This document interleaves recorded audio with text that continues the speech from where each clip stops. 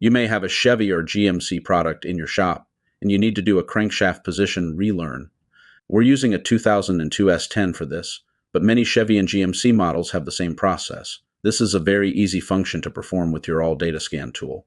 So, the first thing you're going to do is connect to the vehicle. We are not showing that in this video. Once you're connected, you're going to go to System Test on the right side menu. Next, look for the crankshaft position variation relearn function and hit Initiate Test. Now, once you're in this test, you're going to notice that you need to see some enabling factors for this test. You need to make sure that your vehicle is up to temperature, your emergency brake is on, you will need to cycle the ignition in between attempts, you will need to apply and hold the brake pedal for the duration of the test. Additionally, you should check your Alldata repair information for any other enabling factors. This test is known to take multiple attempts, so be patient when performing the test. Once you've read and acknowledged that information, and you have met all the enabling factors, hit Next, and that will bring you to the actual test. Make sure your emergency brake is on, and you are holding the brake pedal fully engaged with your left foot.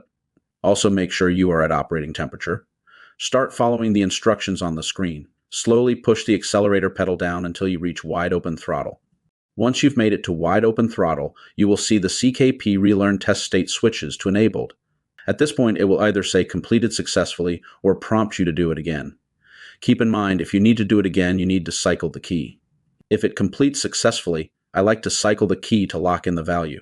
I've had experiences performing this test where I needed to perform the function multiple times before it completed successfully.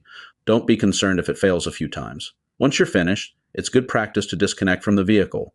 Do this by hitting the connect button at the bottom right corner.